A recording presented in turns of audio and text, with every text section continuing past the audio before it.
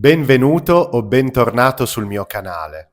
Sono Federico, un insegnante di italiano per stranieri e questo è Accademia Italica, il mio progetto nato per aiutare studenti stranieri come te a fare progressi con l'italiano grazie a contenuti di vocabolario, grammatica e cultura italiana. In questa video lezione di grammatica italiana parliamo dell'imperativo. L'imperativo è un modo verbale molto importante. Ha un solo tempo verbale e si usa solo con alcune persone. Sicuramente è un modo verbale più semplice da studiare rispetto al condizionale o al congiuntivo. Però ci sono degli elementi da ricordare, dei dettagli che rendono l'imperativo un modo verbale a suo modo complesso da memorizzare per gli studenti. Prima di cominciare ti consiglio di scaricare il PDF gratuito con la trascrizione della lezione di oggi e con alcuni esercizi che ti saranno utili per memorizzarne meglio il contenuto. Come sempre puoi scaricare il PDF in modo completamente gratuito cliccando il link nella descrizione del video. Cominciamo subito. Per prima cosa, a cosa serve l'imperativo? Qual è la sua funzione? L'imperativo serve a dare ordini, a esortare, a invitare o a vietare, a proibire, ma anche a dare consigli. Quando vogliamo fare una di queste cose, possiamo usare il modo imperativo. Iniziamo a vedere le coniugazioni dell'imperativo informale, in particolare per quanto riguarda i verbi regolari. Come ho detto all'inizio della lezione, solamente con alcune persone usiamo l'imperativo. Usiamo l'imperativo con tu, noi e voi, perché sono le persone a cui possiamo parlare direttamente per dare un ordine, un consiglio o fare un invito. I verbi che terminano con are, come parlare, si coniugano in questo modo. Parla, parliamo, parlate. I verbi che terminano in ere, come il verbo prendere, si coniugano così. Prendi, prendiamo, prendete. I verbi che terminano in ire, come il verbo dormire, si coniugano così. Dormi, dormiamo, dormite. Forse hai notato che i verbi che terminano con ere o ire, come prendere o dormire, si coniugano con le stesse identiche terminazioni del presente dell'indicativo, quindi non devi studiare niente di nuovo. Devi solo ricordarti le coniugazioni dei verbi che terminano in are, come parlare, studiare, mangiare.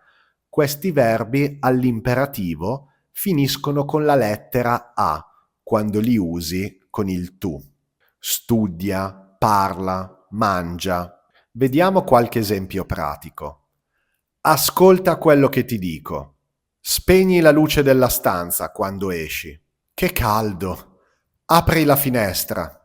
Prima di uscire, finisci tutti i compiti. Questi che abbiamo visto erano tutti verbi regolari, ma chiaramente ci sono anche molti verbi irregolari. I più utilizzati, i più comuni sono essere, avere, stare, dire, fare, andare e dare. Queste sono le coniugazioni dei principali verbi irregolari all'imperativo. Come puoi vedere, quasi tutte le coniugazioni di questi verbi con noi e voi sono praticamente uguali a quelle del presente dell'indicativo, ad eccezione dei verbi essere e avere con la seconda persona plurale, voi. Quelle che dobbiamo memorizzare sono le coniugazioni del tu, perché sono quelle che potremmo anche usare più spesso in una conversazione e sono anche quelle diverse rispetto ai verbi regolari.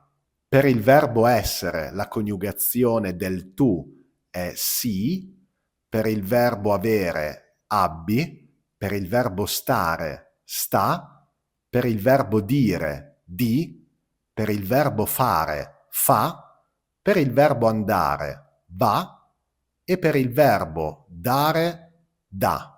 Vediamo qualche esempio anche con i verbi irregolari. Abbi pazienza, vedrai che questo periodo difficile finirà. Sta seduto, vado io ad aprire la porta. Va a fare la spesa mentre io pulisco la casa. Di quello che pensi. Qui nessuno ti giudica. Naturalmente l'imperativo può essere usato anche alla forma negativa, per sconsigliare, per vietare, proibire qualcosa, per dire a qualcuno di non fare una certa cosa.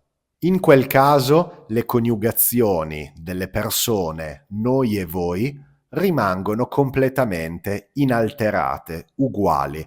Dobbiamo solo aggiungere la parola non prima del verbo. Non parliamo, non parlate, non prendiamo, non prendete, non dormiamo e non dormite. Ma con la seconda persona singolare tu usiamo la struttura non più infinito. Quindi non parlare, non prendere, non dormire. La stessa identica struttura si usa anche con i verbi irregolari, quindi non essere, non avere, non fare, non andare e così via. Non ascoltare quello che dice, è completamente matto. Non credere a tutto quello che leggi sui social media. Non aprire la finestra, l'aria condizionata è accesa. Non essere insistente. Ti ho già detto che oggi non ho voglia di uscire. Non andare in quel quartiere di notte, è pericoloso. Un altro concetto fondamentale da memorizzare riguardo all'imperativo è la posizione dei pronomi, dato che noi italiani usiamo tantissimi pronomi in ogni frase. La regola da ricordare è questa. Se un verbo coniugato all'imperativo contiene dei pronomi, questi pronomi devono andare alla fine del verbo, formando un'unica parola. Per esempio, quel vestito ti sta benissimo, compralo. Come puoi vedere, ho coniugato il verbo comprare all'imperativo, compra, e ho attaccato il pronome diretto lo alla fine del verbo, formando un'unica parola. Ragazzi, ascoltatemi con attenzione. Svegliati, sei in ritardo per andare al lavoro. Ho sentito che la mostra su Caravaggio è interessantissima. Andiamoci insieme. Togliti la giacca e mettiti comodo. Marco lo sa che vado anch'io alla sua festa? Diglielo. Fammi sapere se verrai alla mia festa di compleanno. Come puoi vedere, con i verbi irregolari, come fare, dare, dire, andare, alla seconda persona, con il tu, la consonante del pronome raddoppia. In questo caso la consonante è la lettera M, quindi scriviamo fammi con due M. Questo è un altro esempio uguale. Devi essere sincero con Giulia, dille la verità. Se nessuno ti accompagna al cinema, vacci da solo. Nelle frasi negative, invece, abbiamo più flessibilità riguardo alla posizione del pronome. In questi casi il pronome può andare alla fine del verbo, formando un'unica parola, ma anche prima. Per esempio, quel quartiere è pericoloso, non ci andare. È come dire, quel quartiere è pericoloso, non andarci. Entrambe le frasi sono grammaticalmente corrette. Oppure, il caffè è freddo, non berlo. È come dire, il caffè è freddo, non lo bere. E fino a questo momento abbiamo visto le coniugazioni dell'imperativo con le persone tu, noi e voi. Quindi sono le coniugazioni che possiamo usare in contesti informali, quando non stiamo usando la forma di cortesia, quando non stiamo usando il lei. Sappiamo bene che in italiano è fondamentale usare il lei e coniugare tutti i verbi alla terza persona singolare quando parliamo con qualcuno che non conosciamo, specialmente se è più anziano di noi. Usare le coniugazioni del tu, non solo con l'imperativo, anche con gli altri modi verbali, quando parliamo con una persona sconosciuta, può essere percepita come una mancanza di rispetto, ma soprattutto con l'imperativo, che è un modo verbale che si usa per dire a qualcuno di fare o non fare qualcosa, è fondamentale avere questa accortezza di scegliere correttamente la coniugazione. Ma nella tabella precedente che abbiamo visto con tutte le coniugazioni dei verbi, abbiamo visto che l'imperativo si usa solo con alcune persone.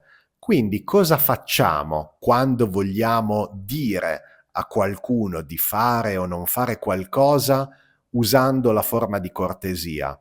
Dobbiamo prendere in prestito le coniugazioni di un altro modo verbale. Questo modo verbale è il congiuntivo e in particolar modo dobbiamo usare le coniugazioni del congiuntivo presente. Quindi le terminazioni dei verbi qui cambiano completamente. Il verbo parlare diventa parli, il verbo prendere prenda, il verbo dormire dorma. Vediamo qualche esempio. Scusi, sa dirmi dov'è il Colosseo? Se vuole provare la camicia, vada in quel camerino.